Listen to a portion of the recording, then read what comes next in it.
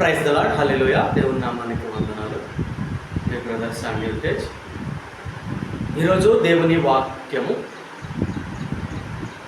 మత్తయికి రాసిన శుభవార్త 18వ అధ్యాయము 3వ వచనం నుంచి 4వ వచనం వరకు మనం చదువుకుని వాక్యాన్ని వివరించుకుందాం.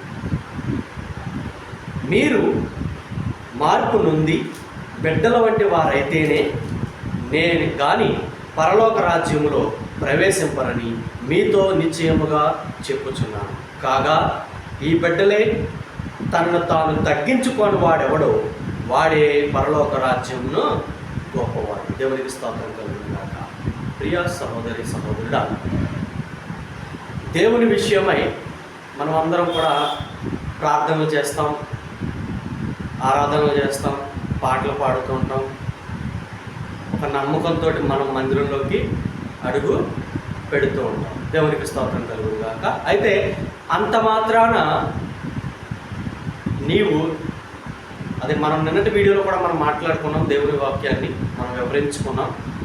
నీవు నిజమైన క్రైస్తవుడివి అని నీకు అనిపించాలి అని అంటే నీవు పాటలు పాడినంత మాత్రాన, వాక్యం చదివినంత మాత్రాన, వాక్యాన్ని వివరించినంత మాత్రాన, లేదా మానకుండా మందిరానికి వచ్చినంత మాత్రాన నీవు క్రైస్తవుడివి కాదు. ఏ విధంగా నువ్వు క్రైస్తవుడు అయ్యావు అని అంటే మరొక మారు వాక్యం ద్వారా మీకు సెలవిస్తూ ఉన్నాడు. చూడండి, మీరు మార్పు నొంది బిడ్డల వంటి వారైతేనే కానీ పరలోక రాజ్యంలో ప్రవేశింపరని మీతో నిశ్చయముగా చెప్పుచున్నాను. ఎలా ఉండాలటండి? మార్పు నొంది. ఇప్పుడున్న పరిస్థితులు, ఇప్పుడున్న లోకానుసారమైనటువంటి పనుల ద్వారా కొంతమంది మార్పు నొందడం లేదు. మార్పు నొందడం అంటే చాలామందికి అర్థమయ్యే విధానం ఏంటంటే అండి, మతం మారడం అని అనుకుంటున్నారు. యేసు ప్రభు నుంచి క్షమించాలి, అన్య దేవతల నుంచి లేదా అన్యుల నుంచి మతం దేవునిలోకి మారాలి అని అనుకుంటూ ఉన్నారండి. మతం మారిపోదాం, నువ్వు యేసయ్యలోకి మారిపోయావా, నువ్వు మతం మారిపోయావా అని అనుకుంటూ ఉన్నారు తప్ప కానీ మార్పు నొందడం అంటే దాని అర్థం ఏంటంటే అండి, జ్ఞాపకం పెట్టుకోవాలి ప్రియ సహోదరి సహోదరుడా, నీ హృదయమును మార్చుకోవాలి. దేవునికి స్తోత్రం కలుగునుగాక. నీ మనస్సును మార్చుకోవాలి. ఏ విధంగా మార్చుకోవాలి? నువ్వు చేసే చెడు క్రియల నుంచి నీ మనస్సును మార్చుకోవాలి. నువ్వు ఎవరినైనా మోసం చేస్తూ ఉంటే ఆ మోస క్రియల నుంచి మనస్సు మార్చుకోవాలి. నువ్వు ఎవరినైతే బాధ పెడుతూ ఉంటే ఆ బాధను పెట్టకుండా నువ్వు మనస్సును మార్చుకోవాలి. నువ్వు ఎవరి మీద అయితే ద్వేషం పెంచుకుంటూ ఉన్నావో ఆ ద్వేషాన్ని మార్చుకోవాలి. ఆ విధంగా మార్చుకుని నీవు యథార్థ హృదయాన్ని దేవుడికి అప్పచెప్పినప్పుడు ప్రియ సహోదరి సహోదరుడా, దేవుని విషయమై పరలోక రాజ్యమునకు ప్రవేశము మీ అందరికీ ఉంటుందని నిశ్చయముగా తండ్రి అయినటువంటి యెహోవా సెలవిచ్చి ఉన్నారు. అదేవిధముగా కాగా ఈ బిడ్డలే, ఇప్పుడు ఆ బిడ్డలే మరలా ఏం చేయాలటండి?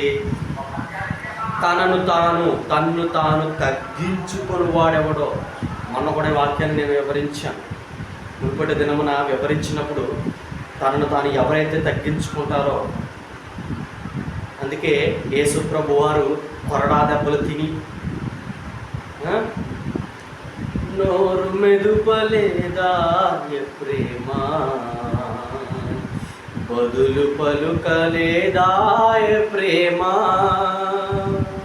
ఒక్క నోరు కూడా ఆయన మాట కూడా నోట్లోంచి బయటికి రానివ్వలేదండి. అన్ని కొరడా దెబ్బలు కొడుతూ ఉన్నా సరే కానీ, అన్ని దెబ్బలు అంత సిలువను మోసి ఆ సిలువను ఎక్కిస్తున్నా సరే కానీ యేసు ప్రభు వారు ఒకే మాట అనుకున్నారండి, తండ్రి వీరేమి చేయించున్నారో వీరెరుగరు కనుక వీరిని క్షమించుము. ప్రియ సహోదరి సహోదరుడా, మన జీవితాల్లో కూడా మనం ఏం చేస్తున్నామో మనకి తెలియదు. కొన్ని విషయాల్లో మనం తెలిసి తప్పులు చేస్తూ ఉంటాం, కొన్ని విషయాల్లో మనం తెలియకుండా తప్పులు చేస్తూ ఉంటాం. అందుకని ఇక్కడ దేవుడు ఏం మాట్లాడుతున్నాడంటే, మీరు మార్పు నొంది బిడ్డలు వంటి వారైతే కానీ పరలోక రాజ్యంలో ప్రవేశింపరని మీతో నిశ్చయముగా చెప్తున్నాం. చంటి బిడ్డలు ఎవరికి తెలుసు కదండి మీకు. వారికి కల్మషం ఉండదు, ద్వేషం ఉండదు, ఒకరి మీద అసూయ ఉండదు, ఒకరిని చంపాలి లేదా ఒకరిని బాధపెట్టాలి, ఒకరిని హింసించాలి, ఇలాంటి ఆలోచనలు ఏవి ఉండవు. వారి నవ్వు స్వచ్ఛమైనది.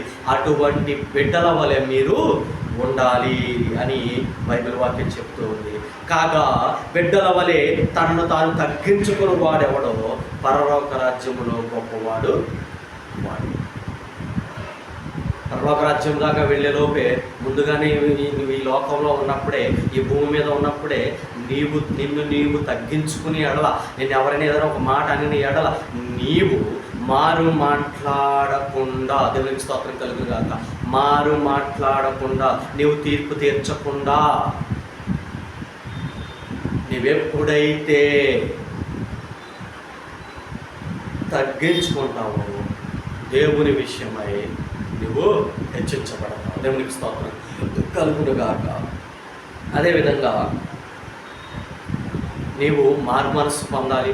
నేను చాలామంది అంటూ ఉంటారు, మారు మనసు పొంది మా యేసు ప్రభులోకి వచ్చి అంటూ ఉంటారు. మీ యేసు ప్రభులోకి రావడం కాదండి, నీ హృదయాన్ని నీవు మార్చుకుని, దేవుడు అంటూ ఉన్నాడు, నీవు నా యొద్దకు వచ్చి ప్రార్థన చేసి మొర్రపెట్టిన ఎడల నేను నీకు ఉత్తరం ఇచ్చేదనని.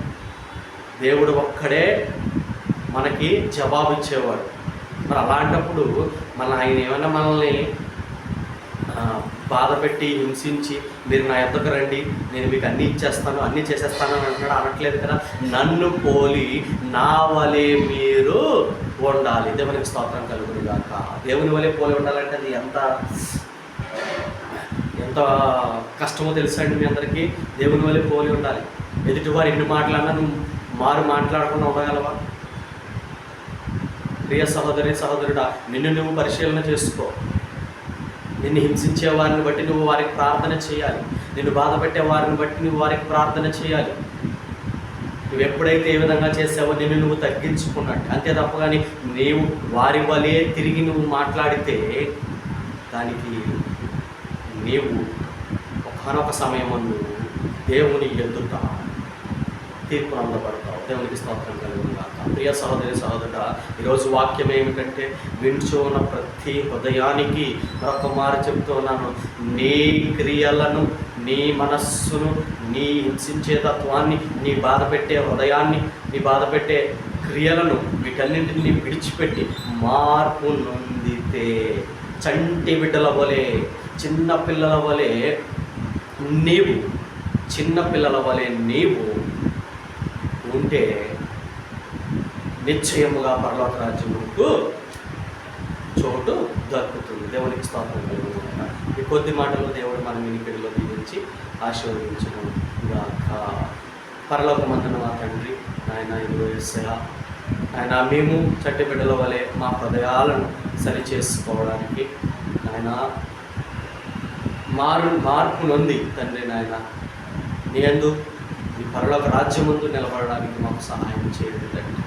లోకానుసారమైనటువంటి క్రియలు చేస్తూ ఉన్నాం, పాపములో పడిపోయి ఉన్నాము తండ్రి. నాయన పాపాన్ని నాయన దూరపరచు.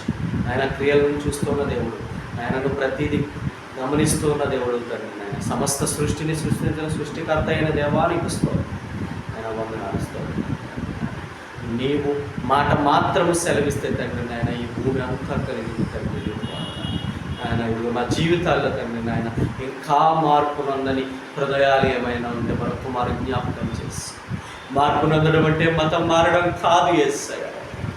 మార్పు నందడం అంటే తండ్రి నాయన యేసు మతంలోకి రావడం కాదు తండ్రి. హృదయాన్ని మార్చుకోవాలి. నువ్వు చేస్తున్న పాపము క్రియలను విడిచిపెట్టాలి ఆయన.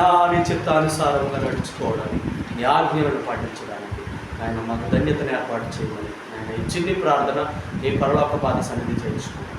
త్వరలో రాని యేసు నామాన్ని బట్టి అడిగి పెట్టుకుంటున్నాం పరమ తండ్రి. ఆమేన్. ఆమేన్.